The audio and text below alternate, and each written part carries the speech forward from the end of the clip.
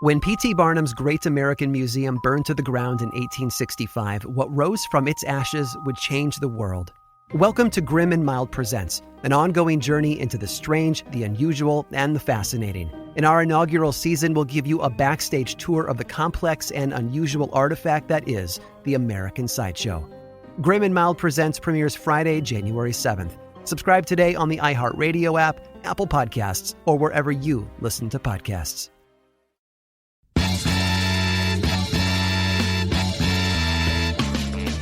I'm Erica Alexander. And I'm Whitney Dow. Welcome to Reparations, the Big Payback, a production of Color Farm Media, iHeartRadio, and the Black Effect Podcast Network. Hey, Whitney. Hello, Erica. Something I've always wanted to ask you. You've got one of those old-time white boy last name, first name, Whitney, you know. I mean, you could be like Dow Whitney instead of Whitney Dow. Well, you know, Erica, I do have a cousin named Dow Whitney. You know, our family kind of just recycles their names over and over. Nice. Are you profiling me? No, it's just your name. I just think it's interesting. Yeah, interesting. I just think it's interesting. You know, that's like the ultimate, you know you're in trouble with a black woman when she says that thing. Yeah. Okay. Well, how would you know? Not only have I been around, Erica, I've been around you a lot. Okay. Well, you know, it just struck me that we're talking about reparations and slavery and all, and you're from Massachusetts, right? And went to an Ivy League school, so... Yes, and? Well, in 1793, another Massachusetts Ivy Leaguer, Eli Whitney, invented the cotton gin. Now, that greatly strengthened the economic foundations of slavery in this country. And it was a paradox because the cotton gin, a labor-saving device, helped make cotton profitable, vastly increasing the spread of slave labor from Georgia all the way down to Texas and preserving and prolonging slavery in the United States for another 70 years. Wait a minute, Erica. You know, you can't put that on me. I'm not responsible for the cotton gin. Yeah, yeah. That's what they all say. No, I just think it's interesting. Yeah, interesting? You know, I know you don't approve, and by interesting, yes. Yeah. Well, you know, Erica, Herman Melville, another New Englander, said, "I did not name myself. Wrong me not, because I have a wicked name." Oh, well, that's a good one. You know, and I'd use it myself if my name was messed up like that. Yeah, well, I don't think my name's messed up, but go on. Thanks a lot. Look, I share because I care. Saved by the bell.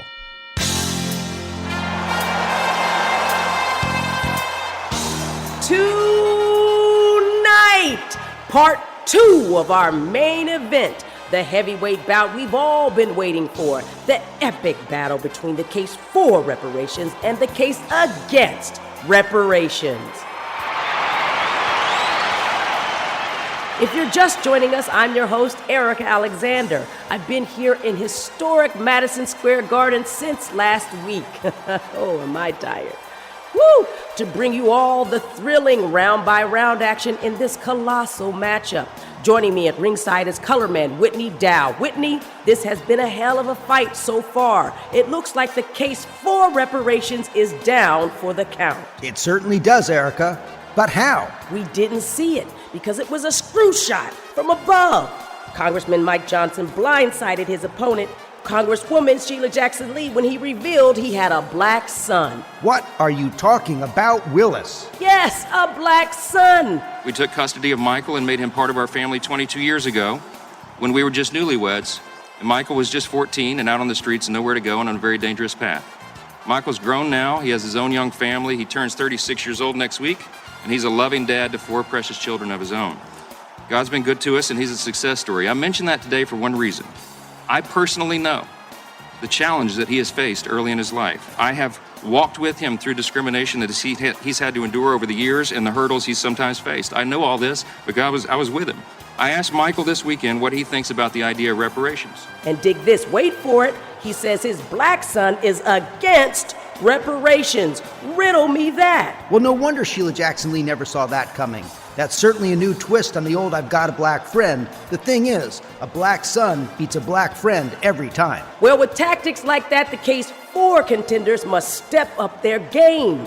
They'll need a hero. They'll need a... Oh, wait. Hang on. though. Hang on. Who's this coming to the center of the ring? It's former New Orleans Mayor Mark Morial. He's the head of the Urban League and a champion in the fight for reparations. Stop the count! Stop the count! Mark Morial has something to say.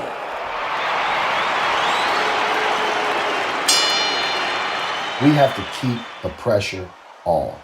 Look, we have to define reparations. Some people want to define reparations as a give me a check bill. That's not reparations. Reparations could include that. And after all, let's be clear and honest. The United States has paid reparations before to Japanese who were interred in the camps. And there are other examples. So this is not a new, radical, revolutionary concept, the notion of reparations. It is a concept that this nation has resisted when it comes to those whose ancestors were enslaved for 250 years. And in the case of many of us who grew up in the South, our ancestors lived under a system of American apartheid called segregation for another 100 years. I can trace my family on my mother's side all the way back to the Whitney Plantation, which is now the Whitney Slave Museum in St. John the Baptist Parish, Louisiana. That particular plantation had some 300 plus slaves. But the point of the matter is that I think that there's energy in the House. We're going to have to build the energy in the United States Senate. I think it's time to do this. There's an abundance of evidence which shows if you address economic disparities, that the benefit for the nation would be that it would expand GDP by some 3 to 5 trillion. Well, that's on a base of, let's say, 17 to 19 trillion, which is a total size of the American economy. People say, well, how is that the case? Because you have people of color who've been held down, and structural racism has eliminated their ability to work to their potential and to work to their complete ability to contribute to themselves, their families, and to society. And when you unleash that power, the benefits are going to be to them and their families, but also to society much more broadly. So I think that's why a discussion around reparations and a discussion around racial justice has to also help people understand not just the history of what has happened in this nation since 1619, but also what is the vision for a nation that addresses the issues of racial justice, that repairs the breach of the last 300 years. I mean, we have to articulate that vision, which I think is a positive vision, while at the same time helping people understand the predicate. I think it requires significant public and private investment in infrastructure, in education, because Black communities have been underinvested in. Public and private investment has bypassed Black communities in many cities, and it would involve investment in infrastructure, which includes investment in people. Because years and years of underinvestment, you know, when I was growing up in New Orleans, you would see neighborhoods where the street was paved for 6 blocks, and then all of a sudden it stopped, and then for the next 5 blocks, the street was kind of like a little dirt road. And when you looked up and you said, why is it this way? Because this is where the white residents lived, and this is where the Black neighborhood started. It's basically the same neighborhood divided, this section Black, this section white, this section had a playground, the school they went to looked better, had more facilities than the school that the Black kids went to. And so, you know, it is about investing in those things that help us build long-term sustainability. And I think that that is important. When we talk about reparations, and people said, well, let's give everybody a check. Suppose you gave everybody a check. Does that in and of itself change the structures that produced the results we have today? So the reason why I say that is not to say that compensation payment shouldn't be part of reparations, but that to me, it doesn't go far enough.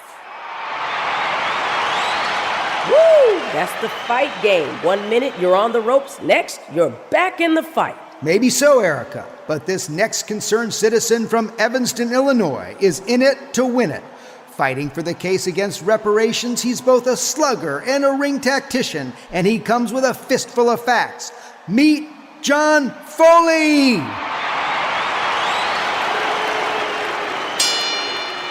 When it came out that reparations were going to target a specific group of people, it just struck me as wrong. If somebody needs help, that help shouldn't be dictated by someone's race, creed, color of their hair. If you need help, you should be colorblind. I mean, it's just as simple as that.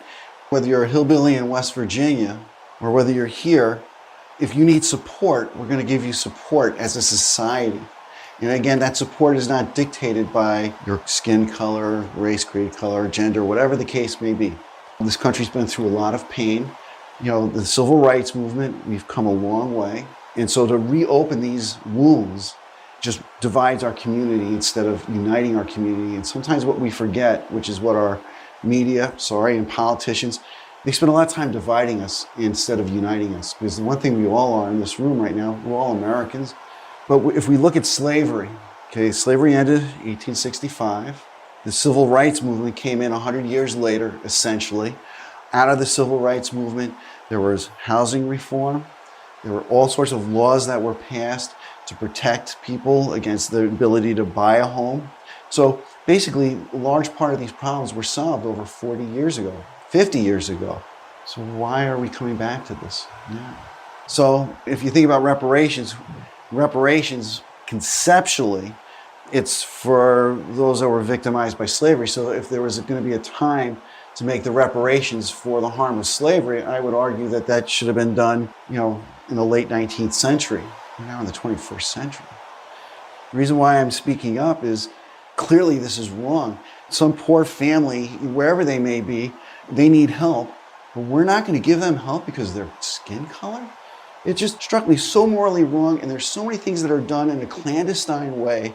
So you're going to have this Latino family who needs help, and they're going to say that this black family got more help, and then they're going to turn around, and then they're going to find a lawyer, and then the whole thing is going to turn into a complete cluster where it could have been avoided. And that's the tragedy. I think everybody's life has a certain degree of burden. I think if you had Bill Gates here, he would have some burden. God only knows what it would be, but he's got a burden. Everyone has a burden. It's how you handle the burden. So there is someone told me that they're not going to hire me because I'm not Jewish. Okay. Do I sit there and say I'm going to just roll over and die? Or do I sit there and say, fine, I'll just find something else? Different time and stuff like that. There was all sorts of nice jokes about having red hair and freckles and stuff like that. You develop a thick skin and you move on.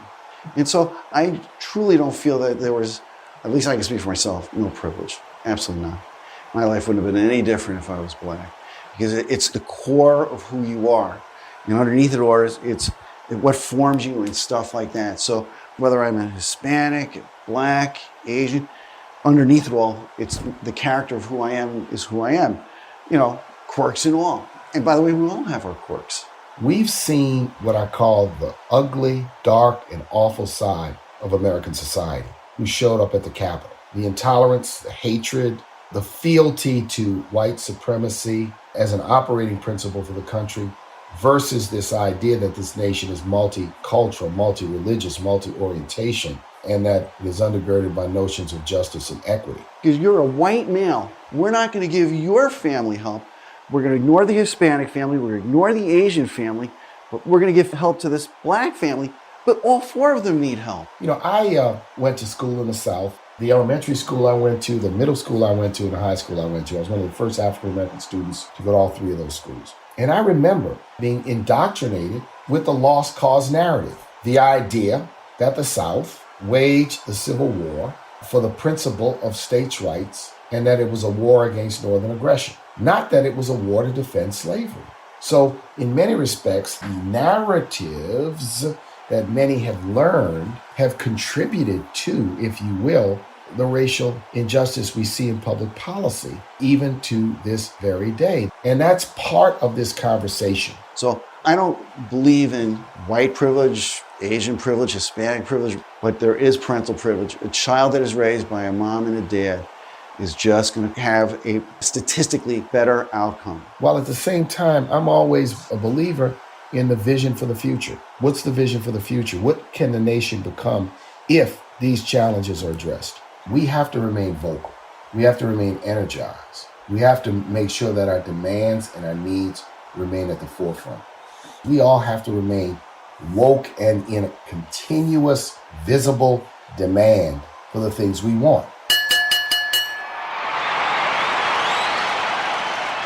This fight has more twists and turns than a safety pin. Who's ahead in the count? Are these punches landing? Who will emerge victorious? To find out, we asked the man in the street. When P.T. Barnum's Great American Museum burned to the ground in 1865, what rose from its ashes would change the world. Welcome to Grim and Mild Presents, an ongoing journey into the strange, the unusual, and the fascinating. For our inaugural season, we'll be giving you a backstage tour of the always complex and often misunderstood cultural artifact that is the American sideshow. So come along as we visit the shadowy corners of the stage and learn about the people who were at the center of it all. In a place where spectacle was king, we will soon discover there's always more to the story than meets the eye. So step right up and get in line. Grim and Mild Presents premieres Friday, January 7th. Subscribe today on the iHeartRadio app, Apple Podcasts, or wherever you listen to podcasts. Learn more over at grimandmild.com/presents.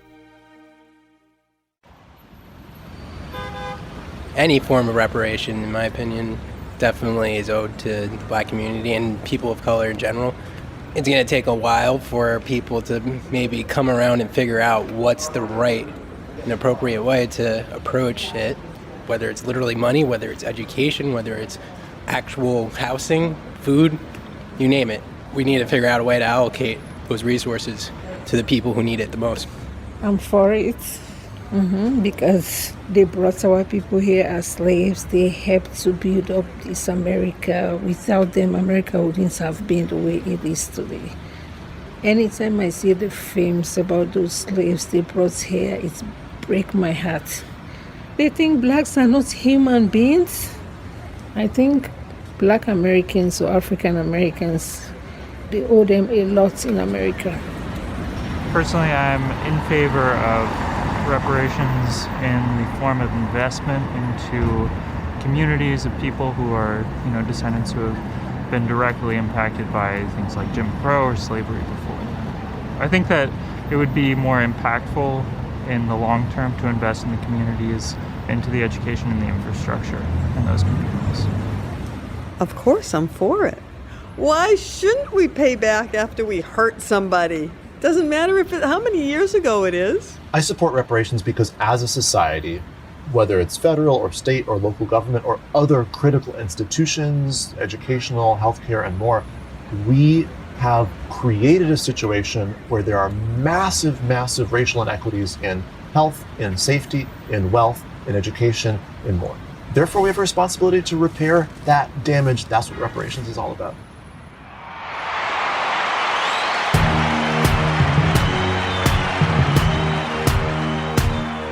I've got a feeling these final rounds of this fight are going to be the toughest. No kidding.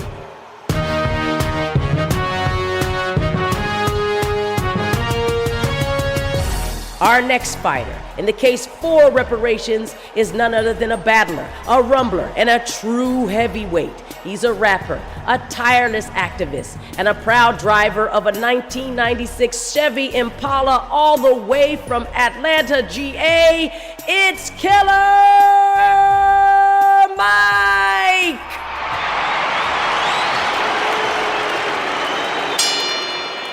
I think that the federal government absolutely owes us something. Well, why? Because in 1619, you brought us here. So I believe based on that there is a formula in which the federal government does owe us something, and that includes money. Private companies that benefited off stocks and bonds. Because after the Civil War, even though the people who were promised something by Field Order 15 by General Sherman, even though they didn't get shit, many landowners were underwritten for the property they lost. And the property was human beings who look like me and Erica. So when you look at reparations, I think everything that has touched us in a way that profited from us and we did not owes us. So that's a mixture of federal government, and that would be cash payments, in my opinion. That would be land grants and land lotteries. That would be an exemption from taxation. That would be a forgiveness of loans and debts that are federally subsidized. That would be giving us every opportunity to gain equal footing to take advantage of the opportunity of being Americans. It's the same thing that was done for the colonies after they broke from Britain. It's the same thing that was done for the immigrant population that was asked to come here and settle the Midwest and the West. So my question becomes, why everybody except us? And everybody should pay who profited from it. According to the Angela Project that studies America's original sin of slavery from 1619 forward, right, we are owed over $15 trillion. Would probably come out, according to Bob Johnson and even my former drug dealer mathematics, will come out between $350,000 and $500,000. Let me tell black folks on the other side of the sun, that ain't no money. I want people to understand that besides the cash payment, which you should get and you deserve, not only are reparations a cash payout, they need to be long-term and systemic, purposeful systems and organizations set up that puts, for the first time, black people who were brought here as beast and chattel on a pathway to having their full rights and privileges recognized and enjoyed. Now, people outside the African-American community that say things like, I wasn't a slave owner. You benefit from what your grandparents got. I have benefited because my grandfather got the GI Bill when black soldiers who returned from World War II could not get the GI Bill. I've benefited because at a time there were factories in Mississippi, they paid white workers, even though they were underpaying the white workers, they paid them more than the black. So what I need poor and working class white people understand that if they have to treat us fairly. So when Mitch McConnell say that was 150 years ago, Mitch, you 75. That was 2 Mitches ago. So you could die, come back, live again, and that's how close slavery is, Mitch. Double your ass. So my great-grandparents, sharecrop, bought 25 acres. Those 25 acres benefited my grandmother, benefited me. But because of that, my grandmother was able to have an education. Because of that, she was able to move to Atlanta, buy her first piece of land, which we still own. Why don't you want to give black folks that chance? Give us our fucking land, which we were promised by Sherman's Order Field 15 when he left black people to die and drown in a creek. We were promised that. Give us what the fuck we was promised, and watch how much better this entire country has. So I just challenge people to understand that this is not about taking from you, because you ain't the government. You don't have enough money to pay us. This is not about taking from you, because you're not the private corporations that profited from us being a stock and a bond. What this is a reckoning of the evil and the original sin that America did, because they enslaved people who look like our black ass, right? And now it's just time to get that course straight. And I guarantee you, the better the economy is in the African-American community, the better the overall economy will be. So fight for it, want reparations, we deserve it. One day they're gonna come. We just might be old or dead. But I think we can, we must, we will. I have a lot of confidence in black people. I have a lot of confidence in this country because we built it. For the same reason your granddad who worked at the Ford company, like Ford trucks, because he know his hands went in the building the Ford truck. You're not going to shame me for liking America because I helped build it, and I'm not going nowhere. And I think black people need to take that mentality. If we do, we'll see more brown towns pop up. And if we 55% of the South, there's no reason we shouldn't own 55% of the South. So black people, we're the cornerstone, we're the foundation. Let's see ourselves that way. Let's move, act, and operate that way. And I think we'll see systemic change within our lifetime. Wow, that was powerful, Erica. It sure was, Whitney. They don't call him killer for nothing. He's up against a man who calls himself a race realist and a separatist. He's a southpaw from the great state of Virginia, in for the case against reparations. Give it up for Jared Taylor!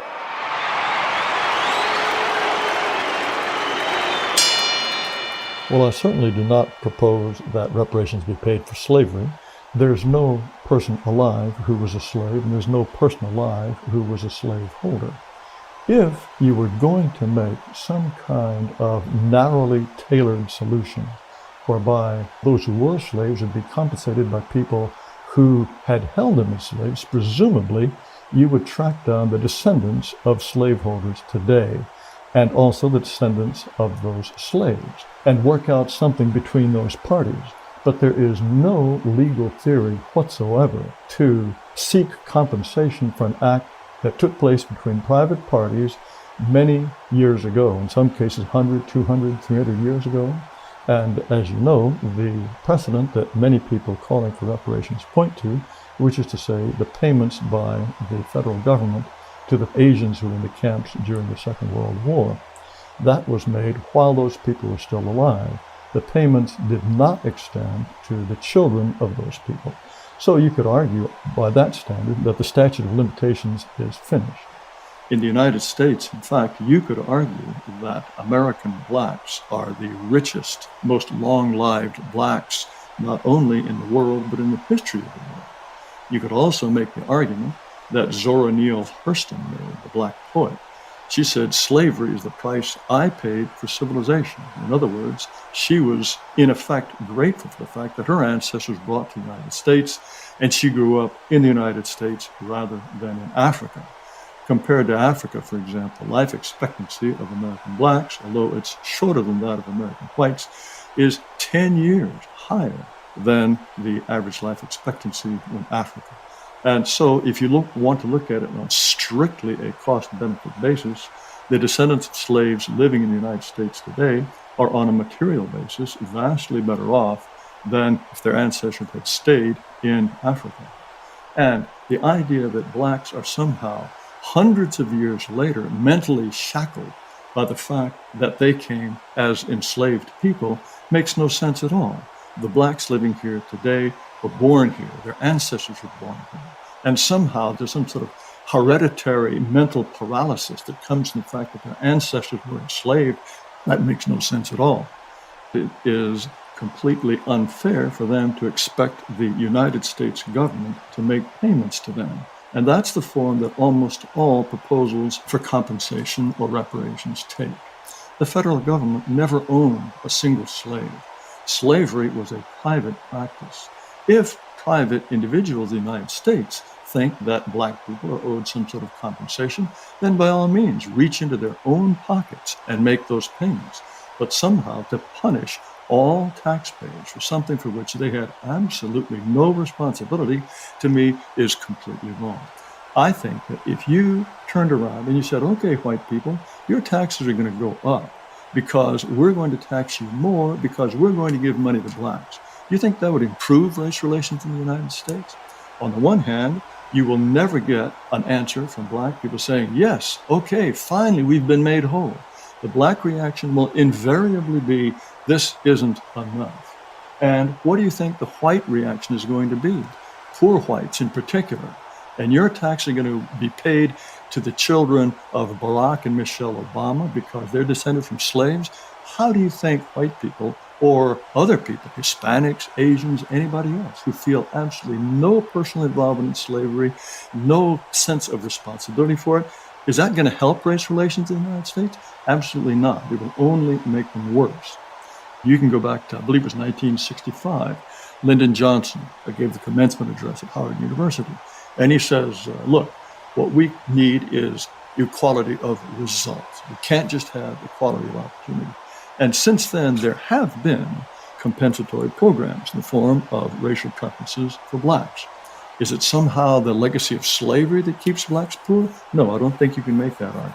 Georgia, the state I live in, the first 7 years Georgia existed, slavery didn't exist. But after Georgians saw South Carolinians and other Southern colonies like making money, they were like, shit, we get in this slavery game. Get us some niggas. Much of this was economic. So everybody wasn't racist, but economically it made sense to be. There is probably some impact. I think it would be difficult to argue that the effect has been zero. However, if you argue that the problem is some sort of structural white supremacy in the United States, it's difficult to argue why some of these other non-white groups are doing so much better than blacks. If the United States is somehow structurally set up to advantage whites over people who are non-white, it's certainly not working very well.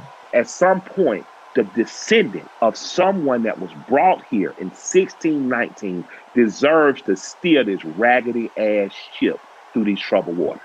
That is an element of reparations that is long deserved. If you want to go back and find people who got the short end of the stick, you're welcome to do so. There's an infinite number of them. But this kind of thing is not going to sit well on people who had absolutely no part in that and feel no obligation to make those people whole. Is it right that we got so many handicaps plaguing us? No. It wasn't right Tiger Woods had to play at some substandard golfing places. It wasn't right that two girls from Compton got dumbass questions when they were learning to play tennis. But boy, once they caught on, look at how we prevailed. What are the penalties for being black in the United States? It's impossible to calculate them. And yes, there are some cases in which a black person, a black sounding resume, does not get called back as often. But there are many, many cases that we know about in which a black person who's applying for a job or who's certainly applying to university gets preference over a white or particularly over an Asian. So black people, especially black people who are descendants of those that are brought from 1694 enslaved, we need to see ourselves as the start of what's next and not the end of what has happened. Whoa! Did you see that? Killer Mike wore him out. This was a heavyweight in action. He was clear and concise. He brought the energy from the ancestors, and he was throwing hammers, baby! He sure was, Erica. He was throwing hammers, and Jared Taylor's race realism was just a covert way of saying, this country is for whites only. It certainly couldn't stand up to Killer Mike's attack, and Killer Mike showed him it's way too late for all that. Now, I don't know about you, Whitney, but that was a clear knockout for the case for reparations. Boom! I agree. That was amazing. Killer Mike threw down, but... Wait a minute, Erica. We have a ruling from the judges. The judges are declaring it a tie? A tie? It seems like the fix is in. What are you talking about? You heard it, Whitney. You heard it. You even said so. Killer Mike was the clear winner. Yes, but they're calling it a tie. The case against reparations is the reigning champion, and the contender doesn't take the belt in a tied score. You need to win by decision or by a knockout. Or a knockout. By knockout? Are you kidding? I guess we're just not there yet. Next time on Reparations, the big payback. When I was running for president, I did talk about reparations because if you look at American politics and there's something that you don't understand that does not seem to make sense, the answer is race. It's not being spoken about, but it's the kernel behind the apparent inconsistency, the apparent craziness. And so I look at the need for everyone in America, particularly white people. I mean, let's face it, this was a system of racism and discrimination that was conceived of and executed by white people that has continued for centuries. And for us to move on, it's absolutely essential so that we can have honest conversations about how to proceed in a just fashion. It's important to retell the story for everyone, specifically for white people who've benefited from this system and executed it. And it's not enough just to retell the story. Actions have to be taken. Let's talk about what it will take to repair the damage, to redress the injustice. This podcast is produced by Eric Alexander, Ben Arnon, and Whitney Dow. The executive producers are Charlemagne the God and Dolly S. Bishop. The supervising producer is Nicole Childers, and the lead producer is Devin Mavick Robbins. The producer-writer is Cerise Castle, and the associate producer is Kevin Pham, with additional research support provided by Niall Blas. This episode was written by Tony Puryear, original music by DJ DTP.